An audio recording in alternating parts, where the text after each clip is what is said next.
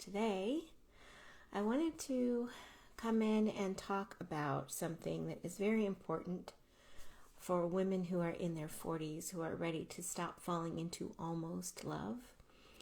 Because so many times we find ourselves in situationships, but we don't quite know how we got there. So I wanted to talk about that today. I want to talk about signs that we're slipping into a situationship, because it's really important for us to be able to recognize that while it's early on, before our feelings are really deep, so that we can make a decision about whether it makes sense for us to stay there or to let go of it and move on before we're really deeply emotionally invested. So the thing about situationships is that they don't start with red flags. They usually don't start with some big sign that you shouldn't be there. It doesn't seem like that in the beginning. And that is why a lot of really smart, kind, and emotionally intelligent women find themselves in those dynamics. And it's not because, they just didn't, because they were hopeless or something like that. It's really just because they were hopeful, we've all been in that situation before. We've all been in situationships. So let's just really look at them and look at how we get into them, what happens, what are some of the signs that we might sometimes overlook, and what do those things mean. And I'll just jump right into it because I know that it's daylight savings time or daylight saving time, and a lot of people are just not really, we're struggling. Some of us are struggling to stay awake. So the first sign that I want to talk about is that you are doing all of the heavy lifting emotionally. So you're doing the initiating, you're planning, time together, you're checking in when you haven't heard from him. You're really the one who's like keeping the energy alive. And deep down, you're afraid that if you stopped doing that it would just kind of all fall apart or just kind of fade away, right? The thing about that is it's not partnership, right, love? It's really just you carrying something by yourself that is meant to be mutual, something that's meant to be shared.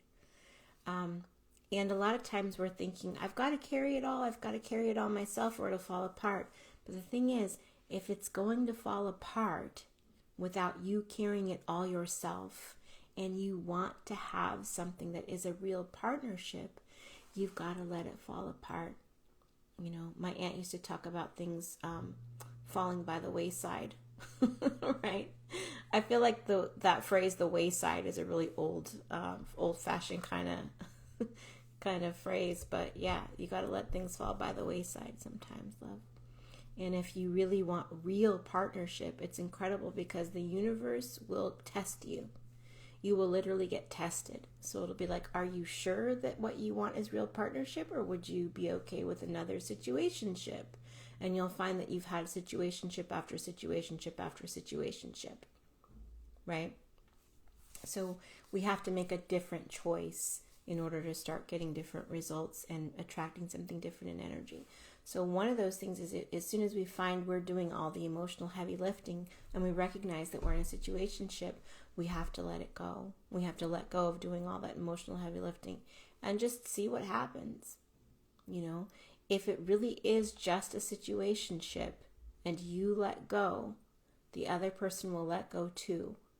And rather than that being a bad thing, it will be the thing that makes room for the next thing to come into your life that is not a situationship. So remembering really just that healthy love doesn't depend on you doing everything all by yourself. There should be some reciprocity. There should be mutual, investment that's put in it. And it's okay for you to let go of overgiving. You don't have to earn someone else's. You don't have to earn it. You don't have to overgive in order to try to convince someone to love you back the way that you want to be loved. Okay, the second sign that you are slipping into a situationship is that you are waiting for him to define things. So you may have started out wanting to be very casual, or at least expressing that you wanted to be very casual, even if that wasn't the intention of your heart, but it was maybe a way of protecting yourself from getting hurt by changing your expectations. So you could say, I'm just very casual, I'm very low maintenance, and these kinds of things, right? I'm not going to get all wrapped up in something. I'm going to keep it light. I'm going to, whatever it is. But then you have found he's super comfortable staying there in that energy. He's like, great, we'll keep it casual, we'll keep it light, we won't go any deeper into defining what this is, because let's just keep it casual, let's just keep it light, right? And so it begins to feel to you like you're kind of in purgatory, because you feel like you begin to feel like you're in purgatory, but you also begin to be resentful because you feel like he knows what you want and is just not bringing it forward, because even though he knows you're unhappy with things the way that they are and that you would like more, he is happy, and he's perfectly happy for you to be vaguely dissatisfied, so that can suck, because then you start to feel resentful. So when someone really wants the same things that you do, everything feels really natural, right? And you don't feel that sense of resentment. You don't feel like you're chasing alignment with someone. You just feel like you both want the same things. You feel like you're going the same place. And the conversations don't always start from you. Sometimes he's initiating these different discussions about what you want and about what you guys are together. I have found that very often by the third month of a situationship or a dating kind of a situation, whether it's a situationship or it's a dating thing, like with someone who is very clear and direct and wants the same things that you want and all of those kinds of things, right? Whatever it is, I find that usually women start to be, and of course we're generalizing, but I find that usually women start to be kind of antsy about defining what it is about 2 to 3 months in, right? If that's as long as we can be casual. At about 2 to 3 months in, we're like, okay, what is this? What's going on? And usually we're the ones that initiate that conversation, but not always. Sign 3, you find yourself rationalizing his inconsistency, the inconsistency of his efforts. So you're making excuses, whether it's just to yourself, whether it's to your friends, whatever it is. You're making excuses like, well, he's busy, he's been through a lot. You might be like, oh, he's just not a texter, but really you're feeling embarrassed deep down because there's a part of you that knows that you're settling, and you're telling this story to yourself to kind of soften the truth of that. And the weird thing is, like, you don't actually have to rush forward to protect his behavior with excuses, but you do have to own up to the fact that you're choosing to accept it, right? So him being inconsistent isn't your fault, but you tolerating it is your choice. So if you want to have a different outcome, then it's really important to take that awareness and recognize that you need to let go of rationalizing someone else's behavior and really just really clearly have a moment with yourself where you're like, is this really what I want? Do I really want to have a partner that I constantly have to make excuses for, who I don't really even know sees me as their partner? I might just be somebody who's convenient for them when they're around or when I'm around, right? Why am I making excuses for this person in my life to show up and be so unsatisfying? Why am I rationalizing his presence? It's not in my interest for me to do that. Why am I trying to BS myself into keeping this person who's doing me more harm than good, or not really any good. Even if it's not really harm, but not really any good. Why am I allowing this person to take up my space, to take up space in my life? Why am I allowing this person to create anxiety for me? Why am I allowing this person to make me doubt my worth, or make me doubt that it's possible for me to have what I want, or make me feel like I should hold on here and just settle in? Why am I allowing that to happen? So the sooner that we can start like looking at those excuses and letting them go, the sooner that we can claim that point of power for us, right? Because the point of power is always right now. It's not like wondering what's going to happen in the future. It's not like dwelling over what happened in the past. It's like right now. So I can look at this situation and go, this is what's happening right now, and I'm going to deal with it. Another sign that you might be slipping into a situationship is that you're really afraid to ask for clarity because you don't want to scare him off. So you're just not having the like, what are we conversation, because you don't want to seem needy. So you're kind of like, you're trying to be patient, but really you're just walking on eggshells, right? So one thing to kind of remember is, if honesty can end it, your silence can't save it. So, the right person is not going to be scared off by you telling the truth. They're going to want to know the truth. They will want to know you and understand you so that they can know how to take care of you, how to take care of your needs, just the same way that you do with other people. You want to know them really well so you can understand how to take care of them, how to take care of their needs. You are worthy of the same kind of love and care that you give to other people. And it's not just possible for you, it's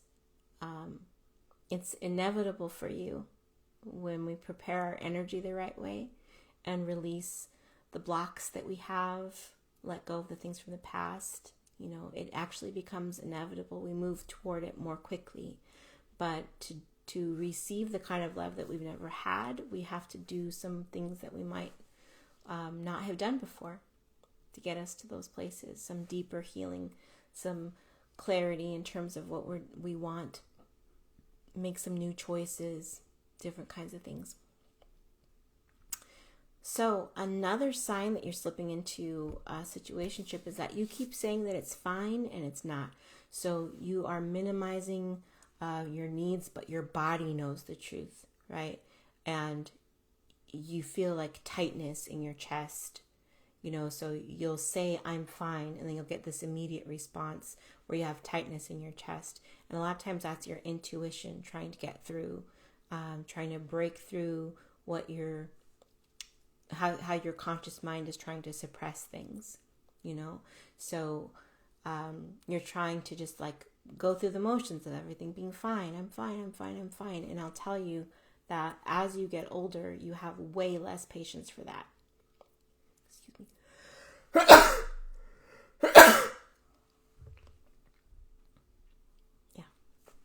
Yeah, as we get older, we just have way less patience for that, way less ability to do that, way less interest in doing that. So, we find that we end up being really honest and authentic because there's no other option. We don't have the patience. We don't have the energy for BS. So we're just that's not where we are anymore, and so we're just not in a place of pretending. So as we start saying, I'm fine, but then we feel these other things, our body will contradict us. Our body will tell us we're not fine, and sometimes you can even do muscle testing and you can tell what is in your subconscious mind as opposed to what you are consciously believing right then, because our bodies and our subconscious are like this, right? So our subconscious is what's keeping our heart beating, keeping us breathing, keeping us digesting, keeping us doing all those things when we're not thinking about it, right? That's our subconscious. That's what it's doing all the time in the background. And when we hear something or when we say something that our subconscious agrees with, the muscles in our body actually get a little bit stronger, like they contract a little bit in response to that statement. And when we hear something that our subconscious mind doesn't really agree with, the muscles in our body get a little bit weaker in response to that statement. And you can usually, if you're doing muscle testing, a lot of times I'll have my clients do muscle testing with these two fingers like this. And often if you are muscle testing, if you're well hydrated, you can say yes, or you can say my name is, and then say what your name is. And if you gently pull, you'll notice that these fingers will stay together, and that's a yes. And they stay together because the muscles are getting stronger in response to a statement that's true. So even just yes, which is affirmative, yes, right? Or my name is Carisa, right? If you say no, or you say a statement that's not true, your muscles will get a little bit weaker in response if you say no, and you'll actually notice that your fingers come apart a little bit more easily with the same strength of pulling. And sometimes that's helpful because you can find out exactly what's going on in your subconscious mind if you know kind of how to ask. And you can see the difference between what's in your subconscious mind and what's in your conscious mind. And often I'll do that deeper work with my clients so that they can understand the areas where their beliefs are different than what they think that their beliefs are. So they might be saying, I'm super positive and I've done all of this healing and I've done all of this work. And then we might do some muscle testing and we'll uncover a belief that says something like, I'm not allowed to have money and love at the same time. Like that's selfish. Or they'll uncover a belief that says something like, I need to lose weight before I am worthy of being loved. Or they might uncover a belief that says, that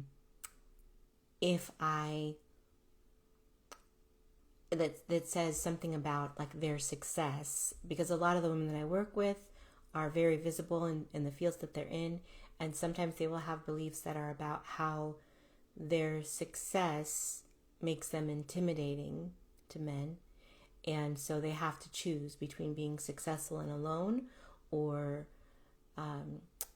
dampening down their ambitions so that they can be with someone. And that's not the choice. That's not a necessary choice. Men are intimidated by strong women. I mean, boys are intimidated by strong women. Men are not. So we just, it's just a matter of changing the energy, changing the alignment, and then they call those people in. And that's a really common thing. So yes, when you're saying like you're fine, you can check in with your body and see if you really are fine. Because a lot of times if we're going into a situationship, we know it's not going to go right. Like we can read the writing on the wall. We know this dude's not making plans with us, consistently. He's not taking the next step. We're always taking the next step. He hasn't said anything really about like anything concrete really about anything, and you're just kind of waiting, you're in this purgatory stage. So, and we know our intuition kicks up and tries really hard to warn us a lot of times, and we're like, but we're just like pushing it down. We're like, but it's really great being able to have sex, or we're like, but it's really great being held, if I'm not used to being held or I haven't been held in a long time, or, oh, but it's just really great to have this, charming, flirtatious vibe energy going on. It's really great to just not feel alone, all of these things. So we push down our intuition because we think that we have to choose between what we're experiencing in the situationship or being alone. And that's not true. Those are not the only choices. They're not the only options. But when we keep choosing situationships and we keep choosing people that are not good for us, then we keep telling the universe that that's what we believe we deserve, and it always says yes. So then even when we say, okay, I don't believe I deserve this anymore, I want something else, it goes, are you sure? And it offers you that situationship one more time. Just like when your computer goes, you're like, I want to delete this program, and your computer always goes, are you sure? Gives you one last chance. Okay. So to crack that code, to get past that, to get a new outcome, you've got to make a different choice than you would make in the past. All right, next sign. You are invested in his potential, not who he is right now. So he'll say things to you that kind of sound like commitment, or talk about like trips that you're going to take together, and what life could look like down the road. But and maybe you're even seeing like glimpses of that, where he's being really attentive and emotionally available and really present. And those moments feel very real. So you keep holding on and thinking that he's ready or almost ready to be that person all the time, and you're about to move into that future together. But he's not really building this relationship that you're imagining. You are, and you're not seeing much of it actually in your day-to-day. It's not actually solidifying into anything. You're not having those experiences now. You're not even really making concrete plans for those things. They're not being scheduled, they're just kind of sometimes a lovely daydream or something that almost gets like dangled in front of you when he can feel that you are getting restless or thinking about moving on. And a lot of times that's just because we're really hopeful, and hope is a really beautiful thing. Hope is a really powerful thing. But if you're the only one carrying it, then it's really heavy. And, real love doesn't require you to just fall in love with someone's potential. There are little satisfying, you have experiences of that future, like you actually move into that future and you do those things together, and you can tell that he wants those things as much as you do because he's making them happen. He's not just talking about wouldn't it be great if they could, So the last sign is that you are avoiding dating other people just in case this turns into a real relationship. And you've really stopped being open to meeting anyone new because you're kind of saving space, and the sad part of that is that sometimes we're very loyal to a maybe, we're very loyal to someone who's treating us like an option. We're just like, we're ready to jump right in. We just want the signal, and they are happy to have us to just keep us on deck. They're happy to just keep us in the wings waiting, and keep us on ice, right? Because we're not open to other people, and they know that we're not open to other people. They can tell that we're not, that we're overcommitted to them. They can tell that we're prematurely committed to them, and they enjoy that. I imagine it is a bit of an ego boost for many people to have that feeling of amazing, wonderful you, just saving all of your loveliness and wonderfulness up for just them, with very little expected on their part or expected from them. So these signs don't mean that you're broken. Please don't take, like I said, we've all been there. There are so many amazing, brilliant, intelligent women, wonderful, huge-hearted women, who have experienced and accomplished so much in life, who have found ourselves in situationships. And it doesn't mean that you're broken. It means that you're hopeful. It means that you're ready for more. And it means that you believe in love.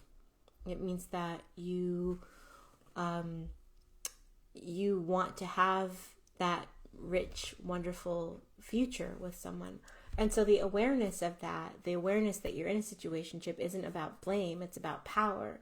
Because now you can start to save your time and your peace and your energy for the future that you actually want. Because one of the most powerful reasons to try to recognize these signs early is that it saves you time. Your life is time. Your time is your life. It's all just made up of moments, and it's sacred. Time is sacred. So there's this weird thing too where women have this different relationship with time. We have this like embodied relationship with time where we experience it like a series of cycles and seasons, right? Because of our own cycles, because of the seasons that we go through.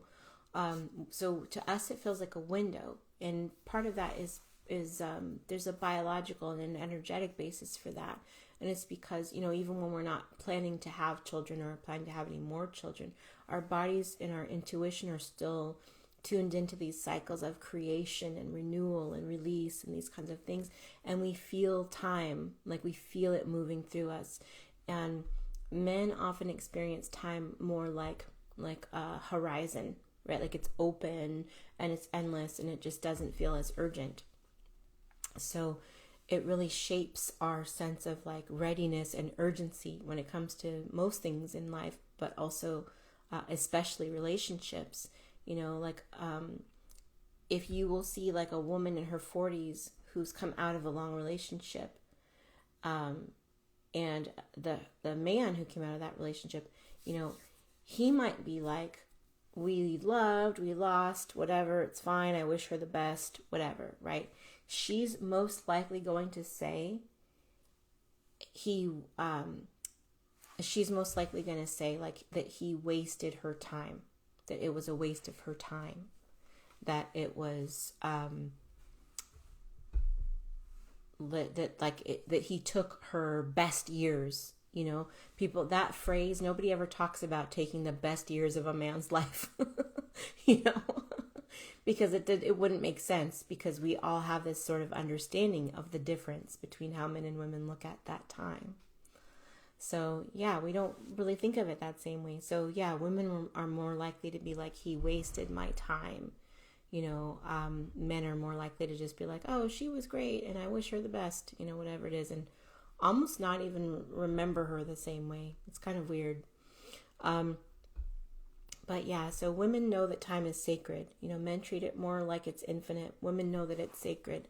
And it's not because it's running out, it's just because it's precious, right? So, every minute that you spend waiting for clarity in a situationship is a minute that you could be living in love that's already there for you. It's already waiting for you. So if you recognize yourself in any of those signs, then it's a good thing. It's great. It's like if you went into your basement and there was like a stinky smell, and it was because there was trash down there that needed to be taken out. Now you take it out. Yay. That's good. It's good to be able to do that. That having that awareness gives you time to act. It gives you a chance to act so that you can protect your peace before you're too emotionally invested in a situationship, before you spend too much time and energy there and then become resentful and then have to take a lot of time away, from love and from romance and from dating, so that you can heal and be ready for that next person who's coming in, who's really going to make you happy, because he's out there. He's out there. I'm telling you, love, I've worked with hundreds of women, and he's out there.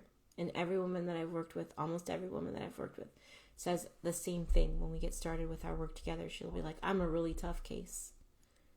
And I will understand why she feels that way, why she believes that. But hundreds of women, most of them feel like they're a really tough case, but almost 90% of them are in happy, healthy relationships within about 6 months of our work together. So it's not, nobody is as tough of a case as they think. For some people, it takes a little bit longer because we have to actually challenge those beliefs, and we have to clear those beliefs out, because the universe is going to, as long as you keep believing that's, it's like you're affirming, it's like you're speaking that over your life. So we need to break the habit of that, break out of that energy and replace it with new stuff. So sometimes that makes it take a little bit longer, because those things are really, those beliefs can be really deeply held, and they can be really hard to let go of on our own. Because to us, we're just thinking, we're looking at the world as it is. We even think we're being smart about it. We're like, I'm just being realistic. I just don't want to play any games. We'd say those kinds of things. And really, it's just that the healing that we need to do is something we need a little bit of help with, whether it's another perspective or whether it's a tool that we haven't had before, whatever it is, Sometimes the healer's job, which is a little bit different than a coach. I do healing and coaching for my clients, so it's like a combination because we want to help you to attract love and to sustain it. So the healer's job often is to sit next to you with their arm around you and hold space for you to be where you are without losing your momentum forward into the future, so that can be a really important thing. So one thing that you can do if you want to do some of that healing for yourself right now is that you can go to the Overnight Heartache Cure. Go to overnightheartachecure.com. You can check out the Overnight Heartache Cure audio healing program, and it helps you to clear out some of those blocks and wounds while you sleep. So have a wonderful night, speaking of sleep. And I will see you next time. Bye.